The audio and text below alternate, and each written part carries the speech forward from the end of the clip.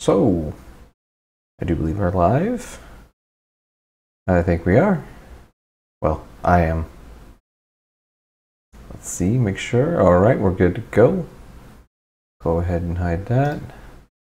All right, so, hello everyone. This is Josh with TektopiaTV, and this is a Week in Technology episode 11.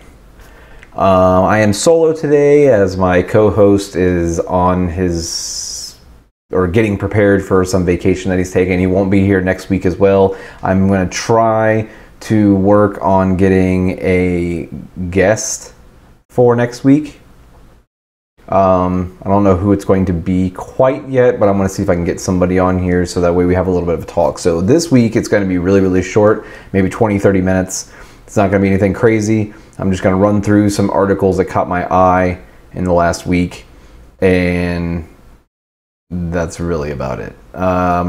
Usually we start off with some just random tech stuff.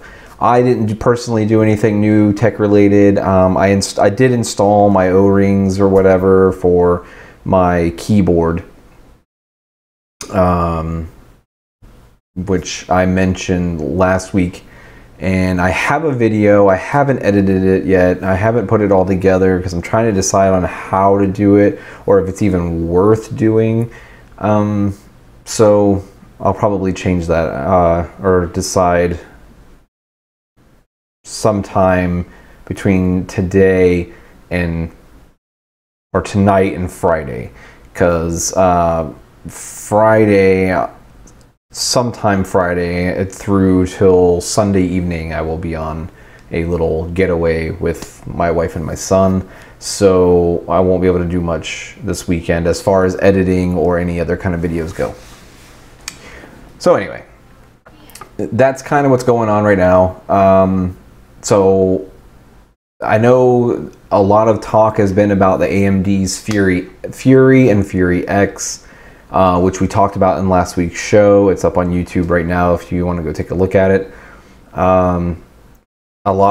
Most of the news that's been coming out has been about that.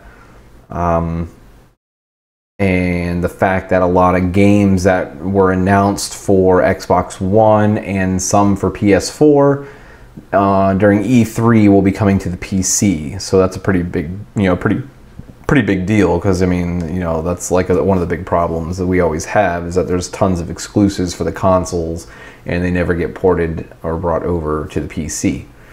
Now, one news I will comment on that I've been reading a lot about lately is that the PC port for Batman Arkham Knight is probably getting the reputation of possibly being the worst PC port ever made. Apparently people are having loads of issues with it crashing.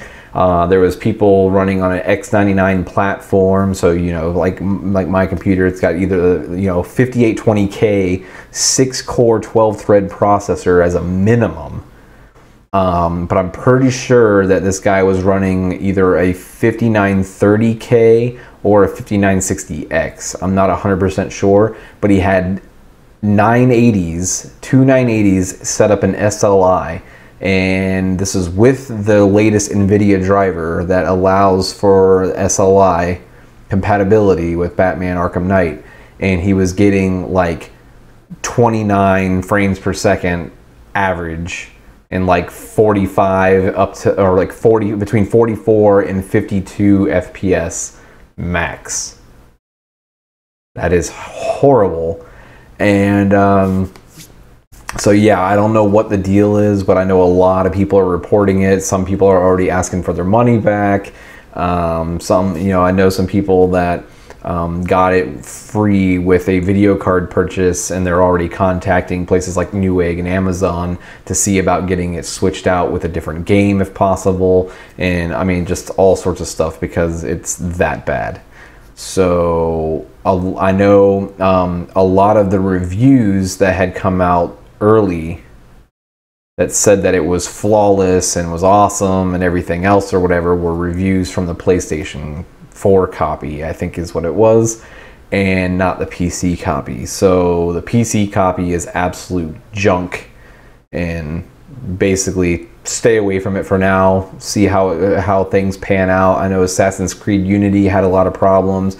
Kind of got it ironed out after quite a while, but I know there's still some game-breaking bugs in it. And Watch Dogs was another one. And this is, our Batman is set to be worse than those. So that's pretty bad. I bet Ubisoft is really happy though, because they don't have to worry about that anymore, and them being the worst.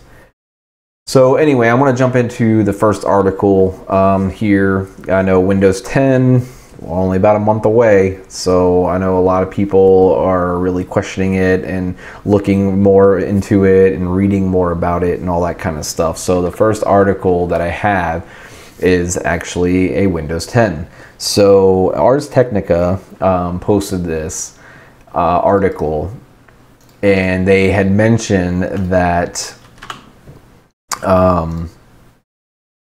they're backing away from the free Windows 10 promise, basically. So Microsoft originally said that anyone running Windows could get a free upgrade to Windows 10. This included Windows 7, Windows 8, Windows 8.1, and even the Windows 10 Insider Preview, as it is now called. It's not the developer or technical preview, it's the Insider Preview is what they're calling it now, and have been calling it that for, you know, several weeks now. So now they are saying that they will only allow the free upgrade to Windows 10 to those running a genuine Windows 7 or 8, 8.1 copy of Windows. So they went from saying that they were going to give it to just about everybody. I mean, if you had it, if you downloaded the Insider Preview, which was free, you didn't even have to have a copy of Windows 7 already or Windows 8 already in order to try out the Windows 10 Insider Preview. They were going to go ahead and give you a fully activated Windows 10 license when the time came. But now that's not the case anymore. They want to make sure that they have people that actually paid for Windows 7 or 8.1. Basically, they want to make sure that you paid for a genuine copy of Windows before they'll let you upgrade. If you just got the Windows 10 Insider Preview, then that means you didn't pay for it. Anybody could get it. It doesn't matter who, anybody could get it, and it had a key right on the website that you could use. And whenever I did the latest update build, because my laptop had got busted by one of the updates from Windows 10, the Synaptex driver or whatever messed up for the trackpad. And so I had to re-download the ISO for the latest build. And when I did that, it had a picture, or not a picture, but it had the Windows key for that version right on the screen. And I never had to put it in anywhere. I literally just installed it and it went. I didn't have to worry about inputting any key or anything else. So you're basically, anybody can download it, anybody can try it, as long as you set yourself up for Windows Insider, which that's free. So they don't want to. They're not wanting to give it away free to people, like 100% free. If you know what I mean. Like, you have to have a copy of Windows that you paid for already. So yeah, I mean, this is more.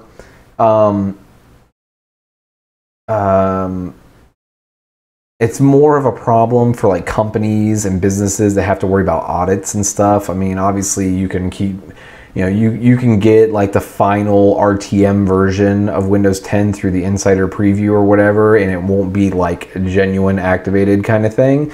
And that's okay. It'll run fine. It'll run normal. They're saying that it'll be no problem. But the issue is for companies, because if you run unactivated or unregistered products and another company comes in to do an audit of you, or audit on your company, and all your devices are running on unsupported or unofficial software, that's a huge no-no and can cause some major problems.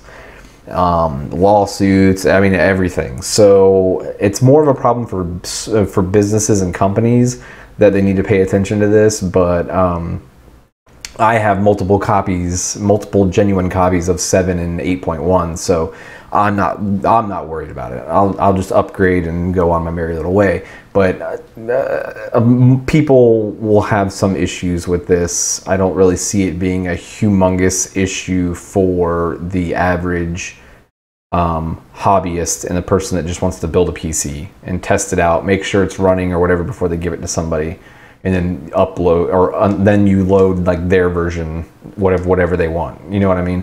So I don't see it being a big issue for personal PCs, like personal setups or in your house, but companies will definitely have a problem. So, but anyway, I mean, it's not that big of a deal.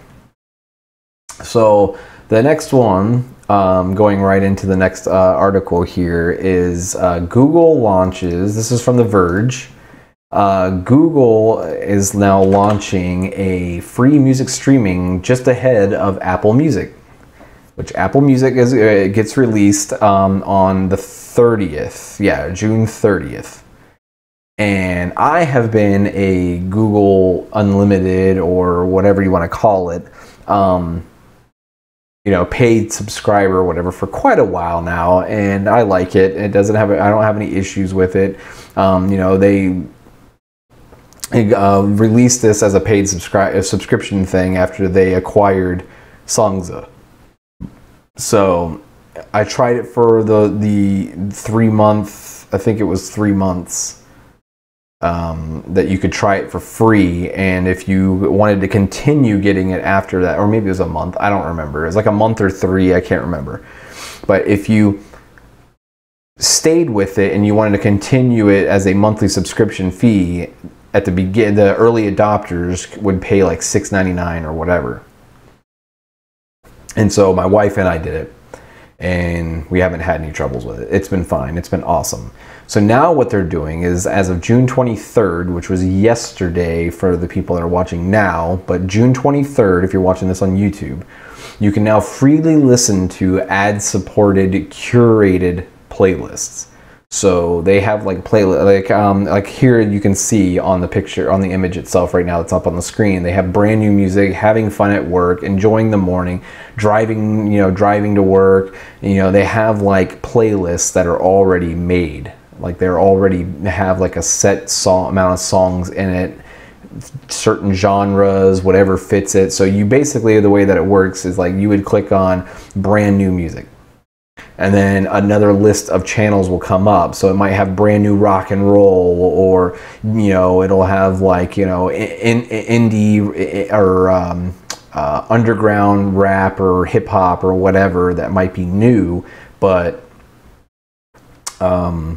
it's underground or whatever. So it'll have different channels of types of brand new music, and you pick one of those and hit play, and it will load up the playlist and just start playing the playlist for you. So those are now available free. So because that's what I usually use it for, I don't do the offline playback. I don't deal with or do the whole on-demand stuff. Like I don't search for a certain song or a certain artist or whatever and want to hear just their album. That's what you're paying for with the paid subscription now, is to be able to say, I want to hear this exact song at this time right now, play it. Or, oh man, I haven't heard a certain album in years from my high school days or junior high days, and I really want to listen to it now. You search for that album, you say play all, and it plays all the songs from that album. I don't really do that too often. I usually kind of load it up and do one of these playlist things, like, oh, driving to work. I hit it and it usually has like a classic rock channel. Boom, hit it. It'll start playing some music. I drive to work with windows down, boom, and I'm there, turn it off, and I'm gone. So I might cancel my subscription now because they're doing it this way, but I haven't quite 100% decided. But these playlists were originally for subscribers only, but now they're launching this to try to beat out Apple, of course. they figure if you go this route with the ad-supported playlists, it's much easier than doing a on-demand version with ads, because Spotify is getting hit hard right now and being watched like hawks because of the whole on-demand with ad-supported. So they kind of went around, not really around the system. I don't want to say they went around the system, but they knew what other people were getting busted for, or other people were getting, you know, in the spotlight for, and they decided that they were going to do it slightly different and avoid that. So very smart on Google's part for that, though.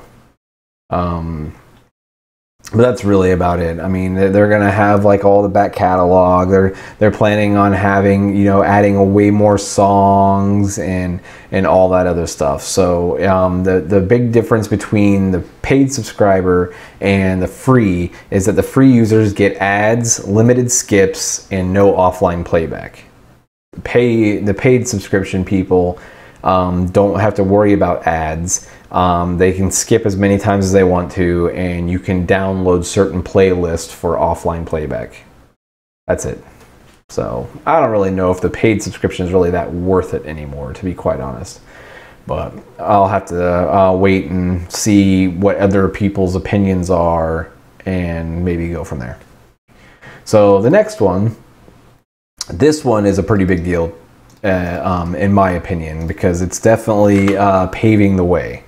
NFL right now is obviously, I don't know if anybody's heard, has been getting sued, or is getting sued over the Sunday Ticket. They're saying that it's an antitrust issue because you can only get Sunday Ticket on DirecTV, or if you can get Sunday Ticket on anything other than DirecTV, you have to pay for the bundle. And to pay for the bundle, it's like $200 for the bundle to see all of the NBA games. Well, or not NBA games, NFL games. Well, what if I don't want to watch all the NFL games? What if I only give a shit about Green Bay Packers, which is my team? I only want to watch Green Bay. I don't care about the Dolphins. I don't care about the, you know, Chiefs or whatever, Houston Texans or Tennessee or anything. I just want to watch the Packer games, right? Well, you can't do that. I mean, you can with Sunday Ticket, but you have to pay for all the other ones too. Well, I don't care. I don't want all those. I want to pay for just my team or just certain games. So that's what the NBA is doing right now. The NBA is releasing a service. It doesn't say how much it is going to be, though. Hold on, here it goes. First off, the NBA has announced that you can now buy individual games and team packages on its League Pass subscription. So let me, oops, that's not what I want to do. Let's see.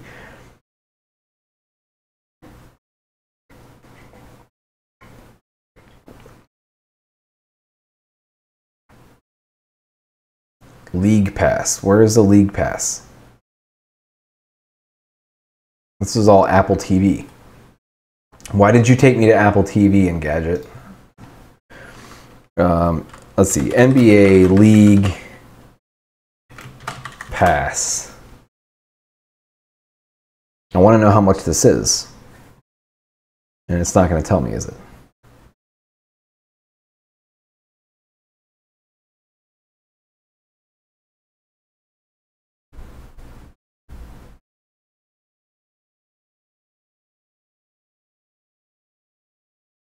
Yeah, I don't know. Watch on your favorite devices, Android tablet. So will this work with Chromecast then?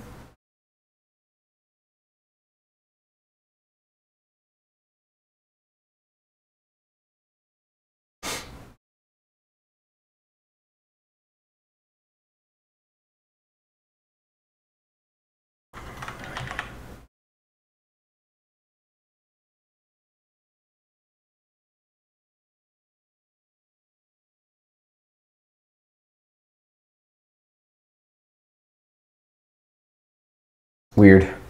Yeah, I don't know. It doesn't have a price. Why? Well, I mean, I don't understand why it doesn't have a price.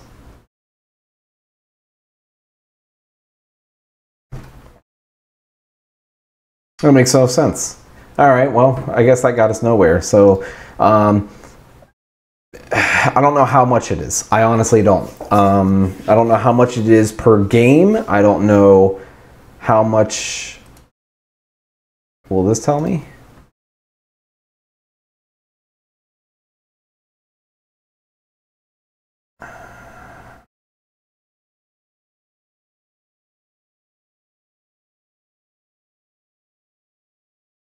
So you still have to have a cable.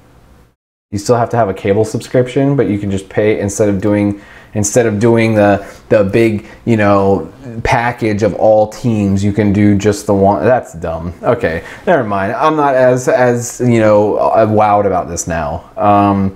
Anyway, I guess you can. You can watch whatever games that you want to watch, because I know right now the issue with the NFL and the antitrust thing is that they had a story like down here. It says the antitrust suit alleges that a Cleveland Browns fan living in California cannot watch the Browns play except occasional games on network television unless he purchases the entire package of league games from NFL Sunday Ticket. As such, it's seeking unspecified damages on behalf of affected fans who sign up for the class action. The NHL and MLB are embroiled in similar suits, and depending on the results, every major U.S. league might be forced to take the same tack as the NBA. So, if people keep on getting angry about this enough, then MLB, NHL, and NFL will go the same way, where you can purchase just certain games that you want to watch or certain teams that you want to watch, which is a lot better than buying the Sunday Ticket. Unless you're a really big football fan, you can watch any team play. Then that's, I mean, this is, you know, nobody gives a shit if, you know, if that's the case. But, you know, I tend to put the games on in the background just as background noise and kind of watch, you know, oh, that was a good play or whatever, but I only really focus on my team when my team's playing. All right, so anyway, the next one is from hothardware.com. I saw this on other sites, but I decided to take it from a lesser site instead of using Engadget or The Verge again or PC World and all this other stuff. So Samsung purposely disables Windows Update on laptops to push its own bloatware. This is a big problem. If you don't know why it's a big problem, then you're part of the problem. So most of, you know, the people that are going to be interested in the show know about the whole Lenovo thing and the whatever fish thing it was called, where they were putting malware right on the hard drives of the laptops from out of the manufacturing. I mean, it was put into the hardware or in the hard drive right from the manufacturer's floor, which is absolutely horrible.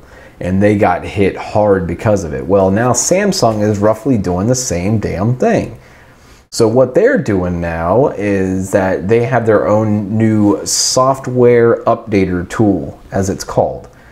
And it actually disables Windows Update. How ridiculous is that?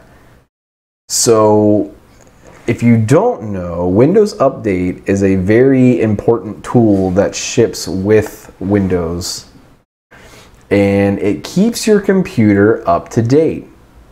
It patches any bugs, it patches any security holes, it gives you new features, it keeps the antivirus stuff if you're running Windows Defender or whatever. It keeps their virus definitions and names and all that stuff for the list that it looks for, keeps that all up to date. So every single time there's a new, a new virus or a new Trojan or whatever that comes out, it updates that list. So if this is blocking Windows Update from working, it can't update your computer. Therefore, your computer will have security holes and won't be patched. So now your computer or laptop is susceptible to attackers, and they can walk right in and do whatever they want to. So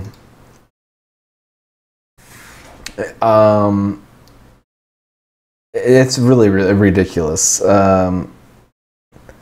It says this here baffled me too. It says the reason a customer service rep for Samsung gives is equally appalling. Windows Update could technically install a driver that doesn't work with the notebook.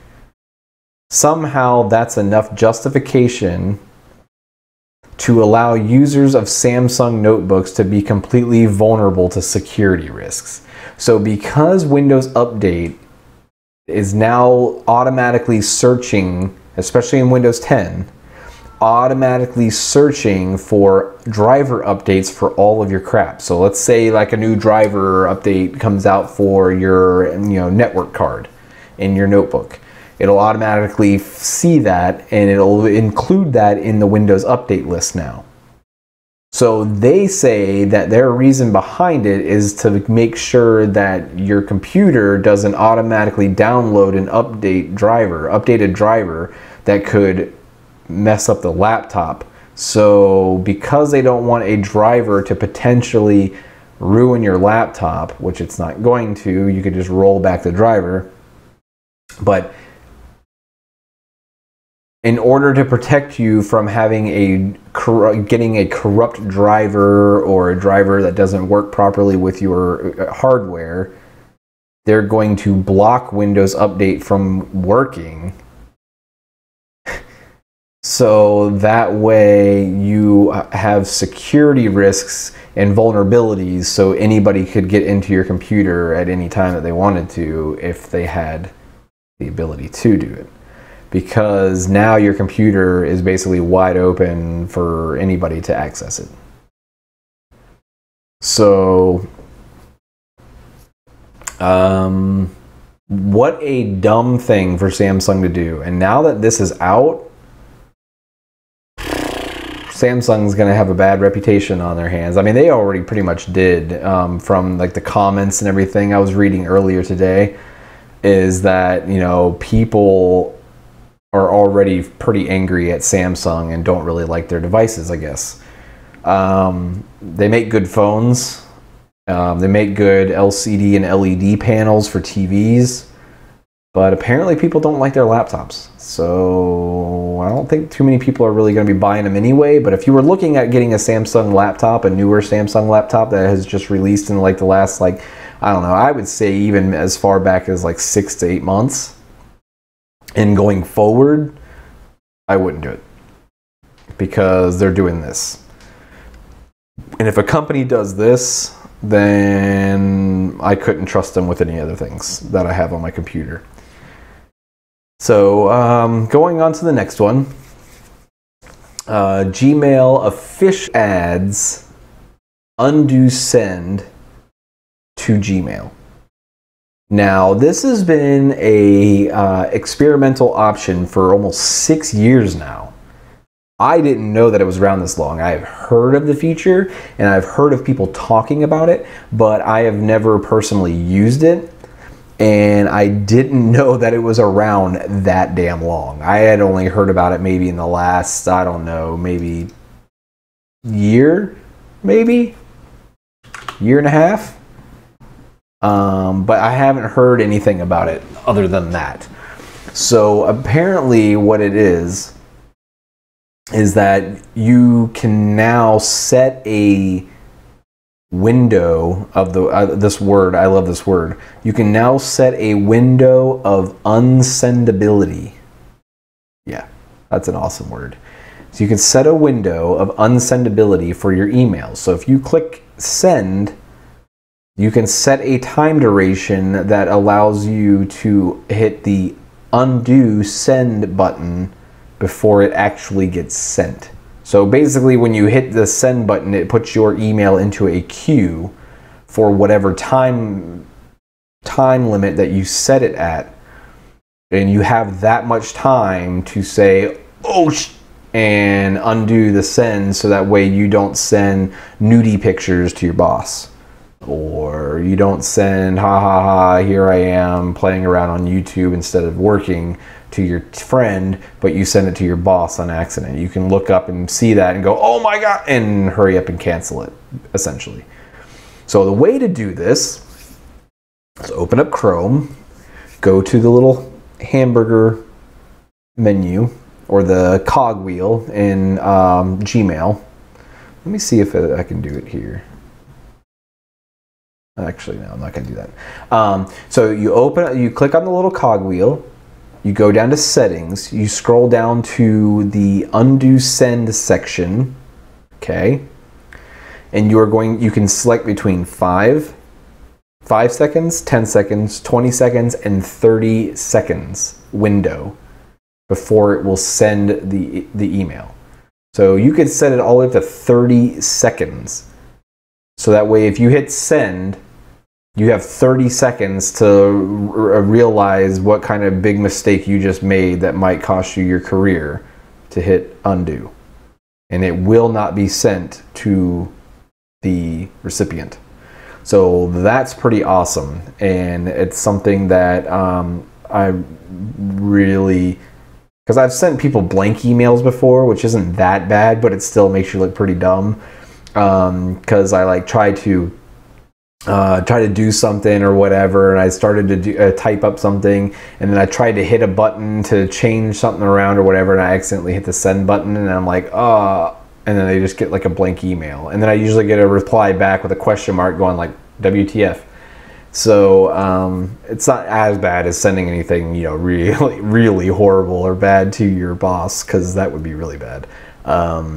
But make sure you click the save button. Always click the save button, and now you're good to go. So it's pretty cool. I'm really glad that they included something like this now. But I wonder how many people have. I mean, obviously, a lot of people have been asking for something like this for them to incorporate it. So. But it is now 100% official. It is part of. It is actually a part of Gmail now. It's not experimental anymore. It is officially a part, or officially part of Gmail. So that's cool. That's really about it. I didn't really see anything else that was really that insane that has come up. I did talk about the whole Batman thing at the beginning, about the issues that it's having. Yeah, I can't really think of anything else that I really want to talk about. A buddy of mine on Google Plus actually mentioned today that apparently Google is building a $600 million data center in Alabama. So it was like right near his house, like very, very close to his house. And I don't know what that means. I mean, I don't know if that means that he might have a chance of getting Google Fiber soon now, or what's going to be happening. But that's pretty crazy. That's pretty awesome, though. I mean, I'm glad to see that they're opening up more data centers and populating them around.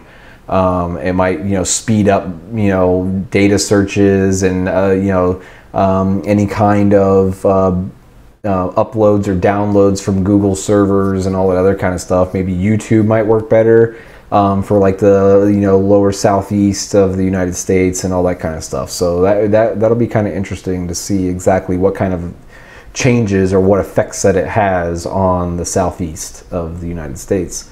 So anyway, like I said, that's really about it. It was going to be a really short show. I don't have my co-host here, so it's kind of hard to ramble on and go on tangents and talk about other things and opinions and all that other stuff, because it's just basically what I think, and that's it now. And he's not going to be here next week. Like I said, I'm going to try to see if I can get a special guest or something on board with helping me out here, just to see, you know, if I can make the show a little bit more interesting than this week's. I'm absolutely drained. I'm tired. I'm not really feeling all that great either. So, but I wanted to make a show because I want to stay on a schedule. I don't want to cancel a show. Postponing it like an hour or maybe even going into the next day like we did last week, that's one thing, but I didn't want to just actually like full-blown cancel a show. Like, I don't want to have a week where I don't have a show. So I wanted to come in here, I wanted to sit down, I wanted to stream, and yeah. So, you know, like always, here, let me switch back over to my main screen here. So now I'm bigger. Woo. So as always, you know, TektopiaTV's the logo.